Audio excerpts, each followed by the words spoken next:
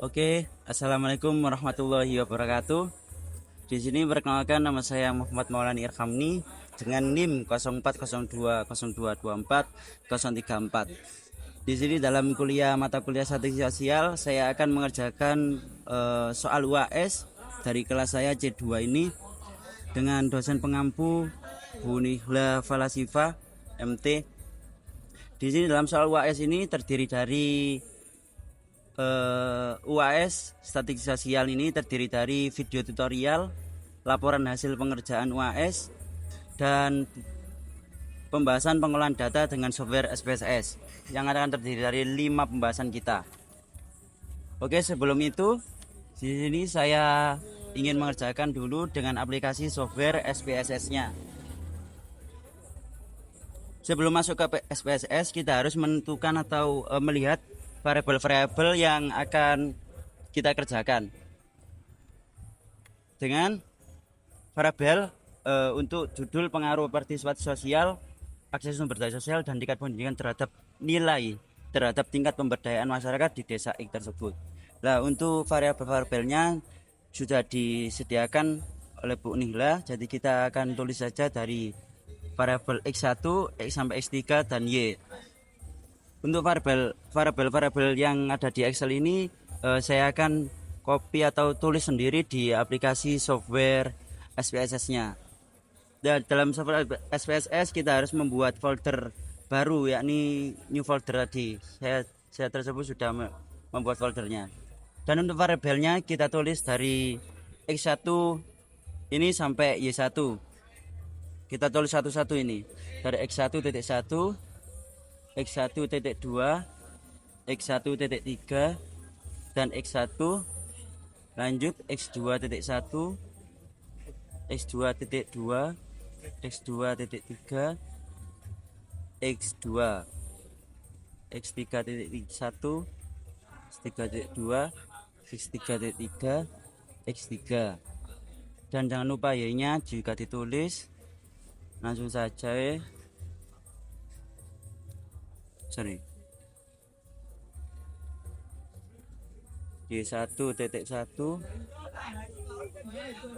Y2, Y1.2, Y1.3, dan ini Y. Oke, sudah selesai semuanya. Jumlah totalnya berarti 16. Dan kalau sudah selesai untuk nama-nama variabel yang sudah saya tulis, lanjut ke kolom values. Di dalam kolom values ini kita juga akan mengaktifkan tulisan-tulisan keterangan. Yakni keterangan yang akan dicantumkan dari angka 1 sampai angka 5 ini. Yakni yang pertama itu sangat tidak setuju, yang kedua itu tidak setuju, yang ketiga ragu-ragu, 4 setuju, dan 5 sangat setuju. Dalam keterangan ini kita akan tulis di aplikasi software SPSS-nya di dalam values ini tadi. Dalam values ini tadi, yakni angka-angka 1 ini dengan tulisan sangat tidak setuju.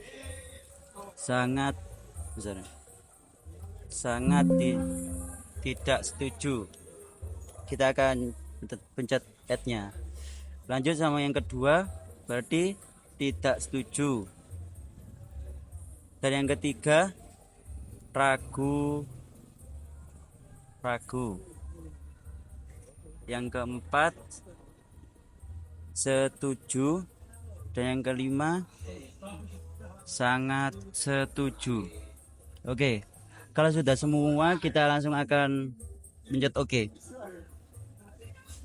Dan untuk values yang pertama ini, agar tidak menulis ulang dari awal, kita copy saja di values pertama dan kita paste di angka yang X1.3 ini, yang ada koma titiknya ini, kita paste di kolom berikut.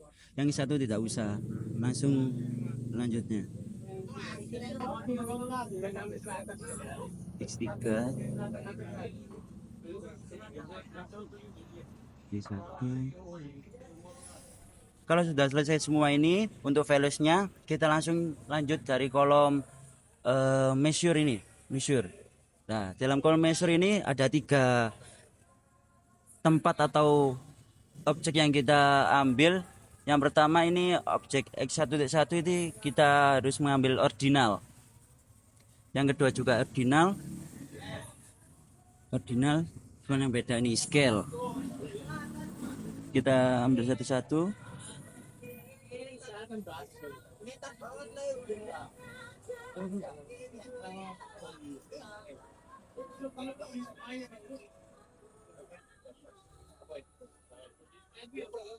Oke, lanjut saja terus. Scale.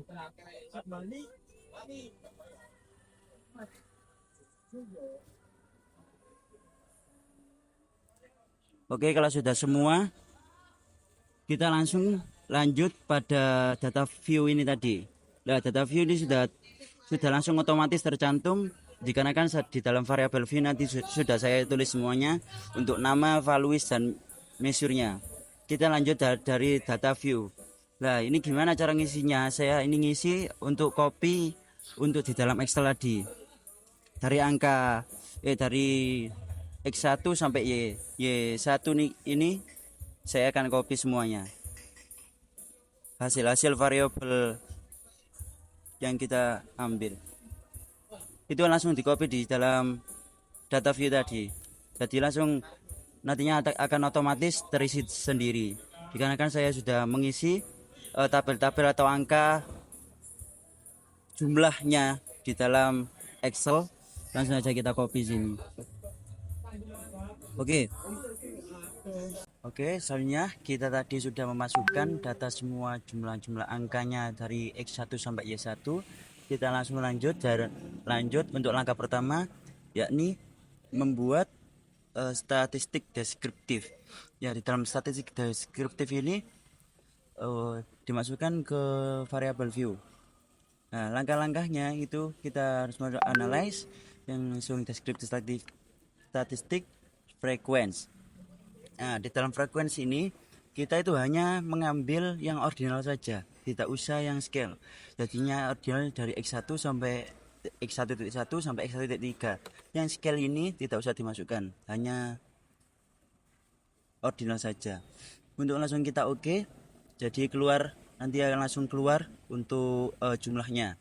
Yang tidak setuju berapa, 3,3, yang ragu-ragu 31, jumlah frekuensinya. Nah, yang kedua,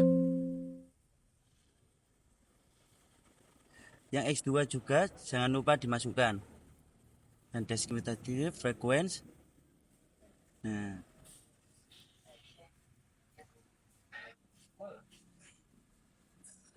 jangan lupa dikembalikan dulu nih, research dulu guys ya.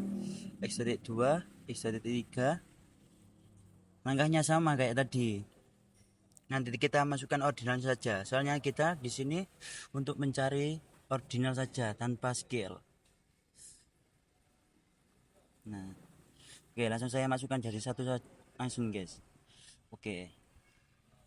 Nah, jadinya di sini kita langsung semuanya jumlah-jumlah yang pemilih valid tidak setuju atau setujunya sudah ada frekuensi tabelnya sudah keluar. Nah, lanjut dari langkah yang kedua, kita akan membuat tentang uji reliabilitas dengan menggunakan yang kedua untuk uji validitas, yakni menggunakan korelasi person produk moment. Yang kedua itu membuat uji validitas. Gimana untuk masuk ke statistiknya? Membuat uji validitas ini yakni kita harus mencet analyze, yang kedua harus correlate, bivariate. Nah, di dalam vert ini semuanya itu harus dicantumkan dari X1 ordinal sampai scale. Nanti kita cantumkan jadi satu. Oke. Langsung kita oke. Nah, di dalam korelasi ini kita juga untuk laporannya kita hanya mengambil yang bagian X1 ini saja, yang bagian pojok X1, yakni 0,783, yang X1,2 0,877, dan yang diambil lapornya hanya yang belakang ini saja. Oke. Yang kedua atau yang selanjutnya, di dalam langkah-langkah yang kedua juga sama, yang di correlate, bivariate. Ini jangan lupa di reset dulu ya guys ya.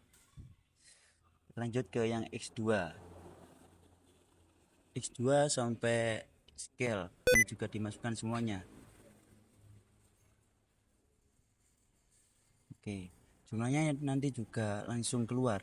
Kenapa saya tidak langsung untuk menjumlahkan semuanya jadi satu? Karena nanti juga bingung untuk ngelaporannya. Buat gampangin, mendingan kita harus satu persatu saja untuk mencari ordinal dan skillnya tadi. Lanjut IPS 3. Oke. Untuk jumlahnya juga sudah sama, sudah ada. Yang diambil hanya yang pojok ini saja, yang X3 nya saja yang diambil, barisan yang belakang. Lanjut yang Y. Di dalam correlate beaver, jangan lupa di reset agar tidak bingung nantinya. Y. Oke, kita pindahkan. Oke, ini hasilnya semuanya. Nanti di laporan kita akan mengambil yang hanya Y1 ini saja, yang person correlation. Oke, yang dalam langkah ketiga kita akan membuat uji reliabilitas dengan menggunakan Cron-Benz Alpha. Di dalam Cron-Benz Alpha ini kita juga masuk ke statistiknya dan masuk ke analyze, terus ke scale mencari reliabilitas analisis. Nah, di dalam reliabilitas analisis ini kita juga tidak usah untuk membuat scale-nya, akan tetapi yang ordinalnya saja dari X1 sampai 13. Tadinya modelnya ini juga alpha ya guys ya. Jadi langsung saja kita masukkan satu-satu juga agar nantinya untuk hasil laporannya tidak bingung jadi semuanya. Oke. Dalam reliabilitas ini kita ngambil laporannya yakni Cron-Benz alpha-nya saja, yakni 0,731 hasil dari reliabilitasnya. Dan juga langsung lanjut dari sampai yang Y1-nya, reliabilitas analysis.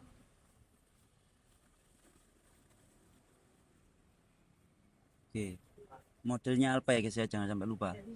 Ini hasilnya dari reliabilitas yang Y2, yang 0,665. Dan yang ketiga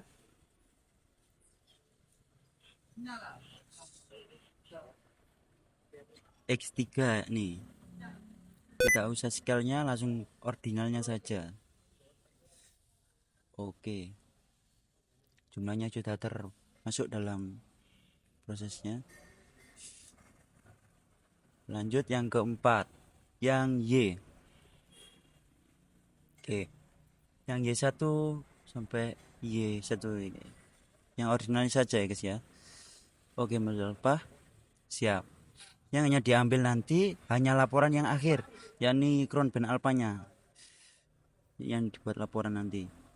Oke, di sini di langkah keempat ini kita diharuskan untuk mencari uji asumsi klasik, yaitu ada dua. Yang pertama normalitas probability plot dan yang kedua normalitas Kolmogorov-Smirnov. Kita akan mencari dua-duanya. Yang pertama kita harus mencarinya yakni di analyze, terus masuk ke regression di linear. Nah, di tahap ini kita harus masukkan Y1-nya itu di dependent. Dan yang independen kita masukkan di scale X1, X2, dan X3. Kita masukkan di independent. Langsung kita masuk di plotnya ya guys ya. Dependent ini sudah benar. Nah, ini kita harus centang normal probability plot dan continuous. Kita oke langsung. Oke. Nah, nanti di dalam laporan ini kita cantumkan untuk yang chart normal probability plot. Dikarenakan ini lurus, diagonalnya lurus, berarti itu ialah normal ya guys ya. Dan yang kedua di langkah kedua ini ke nomor 4. Langkah kedua kita juga sama untuk mencari di analyze, terus di regression linear. Nah, akan tetapi ini di save ya guys ya. Kita harus mencari understand the digit. Oke, sudah saya centang. Continue. Oke. Nah, cuman ini ku sudah untuk mencari understanding saja guys. Nah, di dalam lanjutnya kita harus mencari understanding non-paratic, legalization, dan one sample KS. Nah, di sini yang dimasukkan hanya unstandardized saja. Oke.